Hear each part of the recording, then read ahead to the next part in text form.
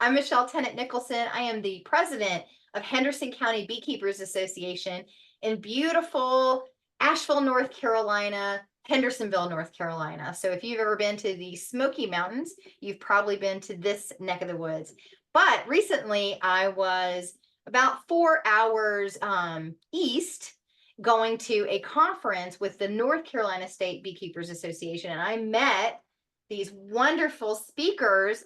I walked into the main auditorium at lunch, and all of a sudden, Dr. Tarpey was on stage with all these researchers, and they were females. And I was like, oh, we got to get them recorded to actually show everybody the PowerPoints and the research that they've done summer 2024. So, with that, we have Anjali, who says that her name rhymes with bumblebee. I love that. So, Anjali, welcome. How are you today? I'm great. Thanks for having me.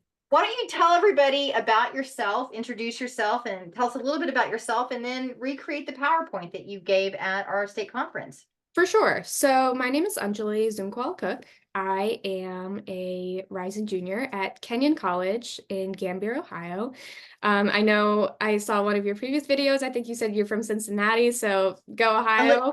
Go Ohio. I lived in Cincinnati and Cleveland for about 5 years, so hmm know So the state very well. not too far away, but I am a rising junior. I study molecular biology, and then I'm doing art history on the side. I'm actually a beekeeper of 4 years, and so Oh wow. that's something I started just in my backyard, and I've been really lucky to be immersed in that whole community. And so I was really, really lucky to spend the last summer in Dr. Casey Raymond's lab at NC State studying honeybees and the microbes that live in their guts.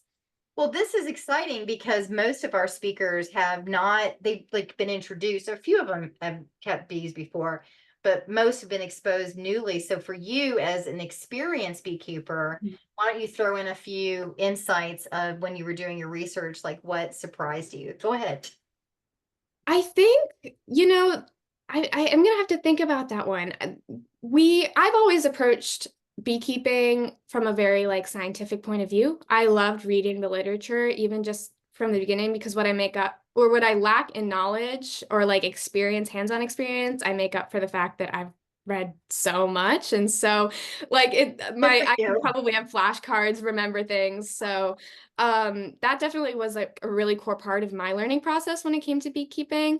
Um, I will say it was really cool to see how the science is actually quite separate from the beekeeping. It's related, but what we do in the lab, it's it's related to the honeybees, but we still go out and we have to do mite checks and stuff like that. And so there were kind of two parts of my summer where we were going up on the roof and taking care of the bees. And then there was keeping the bees in like little plastic cups that we were observing them in. And then I got to dissect out some bees, and I had never seen the inside of a bee. You know, we crush bees all the time when we're putting boxes on. It's like different, but you got to see the intricate anatomy. And so it just gave me a deeper appreciation for the intersection of the two, because while they might be different spheres, they depend on each other so much. So great. That's great. Yeah, wonderful. Thanks, Anjali. All right. So you're going to be talking about um, investigating how diet and physiology impact the gut.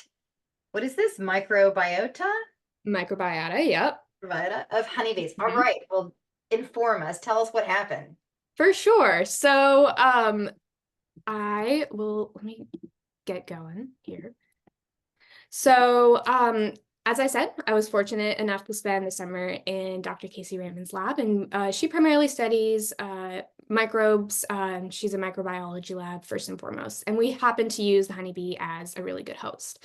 This is really important because the honeybee has a pretty conserved micro or gut microbiome, and so across the world, we can find pretty much the same species of bacteria that live in their guts. And so a healthy honeybee gut microbiome is super important as it's closely related to health. It's super important in metabolic processes, pathogen resistance, whether that's like viral or other opportunistic bacterias. I know that one of my other lab mates was studying. And so since it's so closely related to colony health, it's really important for us to look at and to understand. And so my project mainly focuses on comparing the gut microbiomes of queens and workers. Some years back, we found out it was a big revelation in the bee science community, where the queen has a very distinct and unique gut microbiome compared to workers. And even though, yeah, we know that they get their bacteria through similar routes, and that's going to be social behaviors in the hive, nurse bees feeding the larva or newly emerged bees. And so if the roots are the same, we were wondering, why are the bacteria so different? And so we decided to look at a couple factors that differentiate the queen and the workers. And the first thing that we considered was diet. Worker bees are primarily, they in the first few days of their development, the eggs are fed royal jelly, but then after that, they transition to a pollen diet, and that is their main source of protein. Whereas the queen is fed royal jelly basically from the moment she's born to the moment she dies. And that's her main source of protein. Workers don't eat royal jelly. Another thing that so that's diet. Another thing that we considered was physiology. We know that the queen is the sole reproductive force of the hive. And so she is characterized by these massive ovaries. They take up most of her body, and she's running around the frames, laying eggs everywhere. Workers, on the other hand, while they have ovaries, they're not developed. And so what we have seen, another thing I should mention is that the queen produces a pheromone called queen mandibular pheromone, which is an identifier, and it helps with colony behavior and direction. But for our purposes, it's super important because it is an active suppressor of ovary development. So when you take that away, what beekeepers know is we sometimes get laying workers, which is a really big problem for us because it's kind of a point of no return. And your colony is, there's no future for it, unfortunately, because they won't accept another queen. But what happens is our workers will start to develop ovaries and, like the queen, run around in a really sporadic way, not as organized as a queen, lay unfertilized eggs, which is unproductive. And I honestly have not read all the literature as to why this behavior still occurs, but it is possible, and it happens rarely. And so we wanted to test whether the diet, or the difference in diet or physiology, is a contributor to the difference in gut microbiomes between queens and workers. And so one of the ways that we could test that is by experimentally developing ovaries in worker bees, because queens are energetically expensive to use in a lab setting, and for the bees as well. And so we wanted to use workers, and we wanted to see that if they developed ovaries, whether their gut microbiota would shift one way or the other. Oh, interesting. Okay. Yeah. So just take us through my methods real quick. So we took our newly emerged bees, which is important because they have no bacteria. And so they're sterile, and we can inoculate them with whatever bacteria we want. And so we gave them both queen and worker bacteria so that they would have equal chance of developing these microbes in their guts. And then we put them in a bunch of different conditions, varying in queen pheromone exposure and then diet. So royal jelly and pollen, or queen pheromone and no queen pheromone. And then we let them sit for about 5 weeks. My job during that time was to go in and take care of them, make sure that they were eating their pollen or their royal jelly, refilling that, their sugar water, cleaning their cages. It was definitely fun. I know, I was gonna say, that was really rewarding for you, right? That was a fun job. Yeah. Yeah, exactly. I got contact with the bees every single day, which is all I could ever ask for. And on a much more intimate level, for not sure. the whole hive, but these onesie twosies. How cool. Exactly. Okay. Yeah. And then about 5 weeks later, I got to dissect them out. So I took out their guts and we put them for safekeeping. And then I also evaluated them for ovary development. I want to say it's a Swedish scientist from years ago, maybe a century at this point, who kind of characterized ovary development in workers. And so we kind of used his scale to establish ovary staging. And then, so I took note of that. And then we took our guts that we harvested and we extracted their bacterial DNA. And then we put them into a fancy schmancy sequencing machine that gives us a whole bunch of ones and zeros that correspond to DNA sequences, which was really, really cool. Yeah. And that will Oh, tell us, yeah, what kind of bacteria oh, are present. what happened? What did you find out?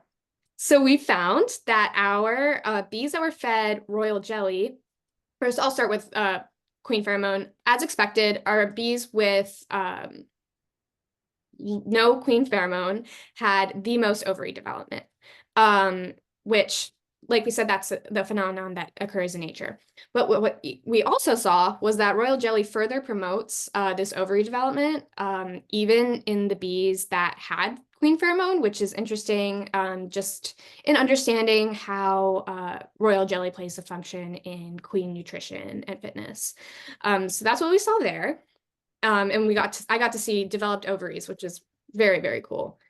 And then when it came to our sequencing data, we've got two kind of measures. We've got our alpha diversity and our beta diversity. And our alpha diversity is going to be across samples. So here you can see on the far left, I think it's far left, but we've got our stages of ovary development, and then a little bit in the center, we've got our pollen and royal jelly differences. So across individuals in these different stages, we didn't see a lot of variation in the kinds of bacteria or like the sequences that we found in their guts, which tells us that there's no significant difference across ovary development stages when it comes to bacteria that are present. On the other hand, we can see that our pollen and royal jelly resulted in very different microbial communities within these worker guts. And so that was interesting for us to see. And then the big reveal was what bacteria are present. And so this crazy figure is so pretty and is my favorite one that I like squealed when it came out. But what we can see here is that our royal jelly bees, our bees that were fed royal jelly, have more queen-like microbes than those that were fed just pollen, which tells us that diet plays a significant role in the difference between the queen and worker gut microbiomes. What's also interesting, and the pink, so it's going to be the alpha 2.1 and the alpha 2.2 that we're looking at. It's going to be the pink and the purple, and then there's like a mint green in there that's also characteristic of the queen queen gut microbiome. What we see here is like it's a hybrid, and so they still kept some of the worker microbes that were in there, but adopted some of the queen gut microbes as well, which is super, super cool. And ultimately answers our question of why this difference is, because, you know, we see that diet and royal jelly, it makes intuitive sense where what we eat affects our health. You know what I mean? And so I mean, it's for humans too. I mean, exactly, with across all species. So, I mean, that was our main finding this summer. And why do we care? I mean, I know commercial beekeepers and some of the individual beekeepers have to use antibiotics. And so since the gut microbiome is so closely related to colony health, we need to understand the consequences of these chemicals that we're putting on our bees. And if it's going to negatively impact our bees, then we should know that before we use them. It also kind of offers some implications for understanding royal jelly's role in the hive, queen quality and fitness, and then, like I said, colony. Well, and then, I mean, in our laying workers, right? So what occurs to me is like, well, then the royal jelly, I wonder if there's a shortage in resources so that that the bees can't actually make enough royal jelly to then create that queen. I don't know. That's what I'm thinking. Like, why do we care? Like, well, we all care about laying workers, right? That doesn't Right. in a healthy apiary. So interesting work. Oh, Yeah. Anjali, And then this is so cool. thank you. Yeah, no, it was a super fun summer, and it was really cool to see all these things that I had learned, over the years be applied in real time. And yeah, it was Well, awesome. I had great and if mentors.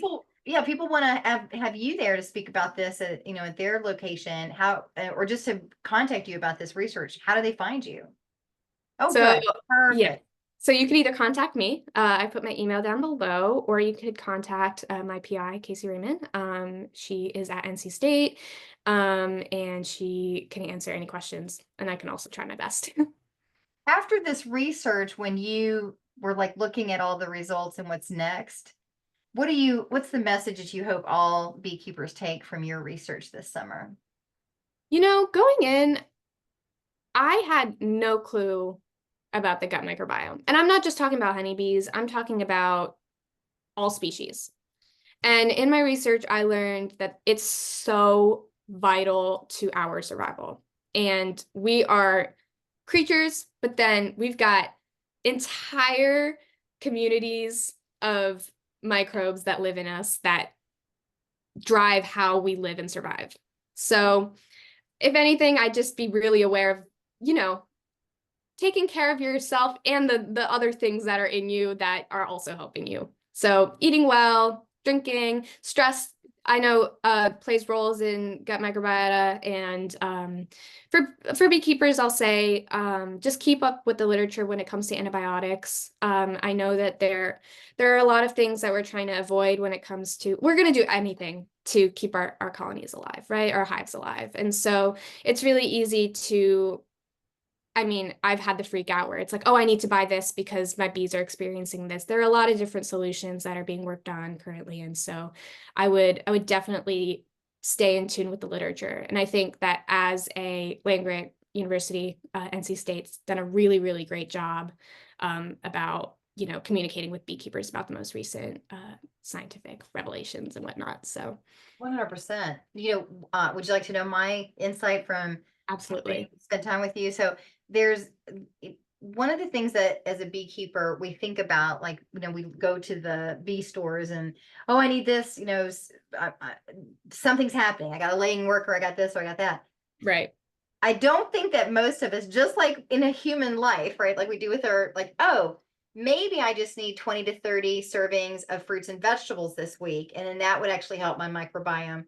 I'm not sure that all of us are thinking through, maybe I should just go ahead and plant some more pollinator friendly gardens so Mhm. that they have this microbiome naturally for themselves. And this is what's really come about with the research that you all have done this summer. Like, I'm really thinking through, like, I would just keep my bees and then know that my neighbors, I don't necessarily have thought through, like, should I be doing a diversity of food right here near the Yeah, apiary, absolutely. right? Which will help with the microbiome. It's an easy solution. For sure. Yeah, no, and we know that, a lack of biodiversity and our monoculture is having severe impacts on our honeybee populations and honestly our wild bee populations too. And so it's really important for us to be, and we hear it over and over, but like save the bees and not just the honeybees, but the wild bees by planting our native pollinator plants and species that are going to contribute positively to pollinator health. It's really great. There's two, I'm trying to remember the names of them, but if people have streaming services, there's something by Woody Harrelson called Kiss. I think it's called Kiss the Ground. Let's see if I can't find it real quick for you. I wasn't into this documentary. My husband was really into it. And it's called Kiss the Ground. And let me just see if I can't share. Let me just share real quick. Kiss the Ground right here. And my husband was like, oh, one night he was like, just let's watch it. And I said, I'm not into it. But after it, wow. Even for people, those of us who have 1 acres, 11 acres, just whatever we're doing in our individual apiaries, we can really impact the earth's health, right? Especially through, Yeah. yeah, looking at the way that we're doing monocultural agricultural is really fascinating.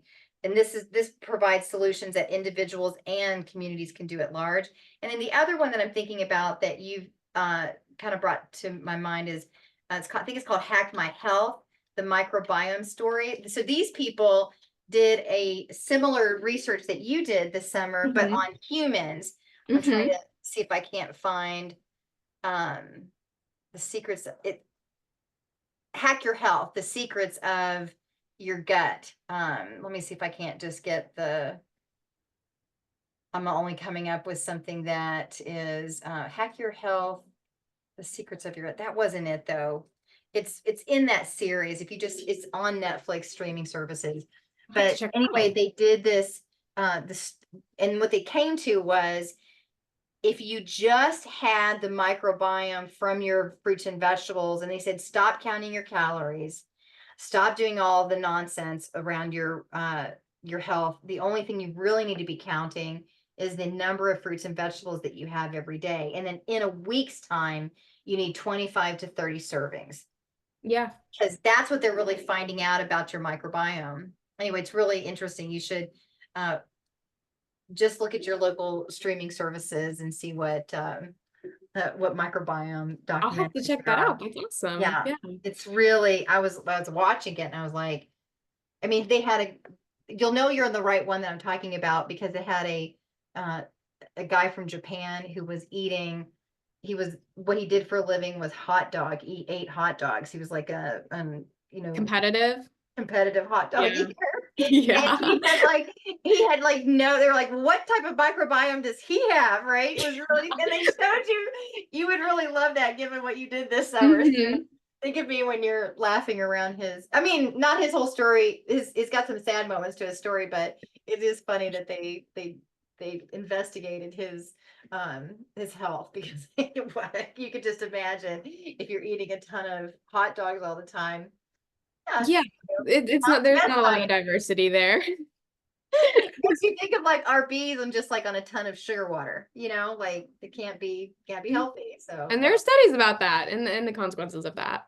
I'm going to throw in just a quick plug for women in beekeeping. And I will say, on my journey as a young beekeeper, it's been really inspiring to have seen and to have had fantastic female mentors in this hobby and in apiculture. And so I really, really appreciate what you're doing here. I saw one of your previous videos. Your vice president is a young female, and I really appreciate that you are bringing all oh, of this to light and giving us a platform. oh, that just made my whole year. Thank you so much. I'm glad. Yeah, you're welcome. Yeah, and hey, we got to stick together. And I mean, props Absolutely. to Dr. Tarpey for having all these powerful women on the stage. It was refreshing to walk in Yeah. that lunch and I was like, oh, all these young women. It's just Yeah. exciting, for those of us who might be a little older. It's nice to see all the young gals coming in, and for sure I will relay to my vice president. Yeah, I mentored her last summer, and now she's vice president and on her way. She's going to be growing leaps and bounds beyond our club for sure. And Yeah. and so will you. So let's just keep keeping the bees and keep Yes. sharing the love and mentoring other people to do it, especially with. Absolutely. Thanks Absolutely. everybody for joining us, and Anjali, the best on your whatever's next for you. Okay. Thank you so much. Okay. Bye bye. Bye.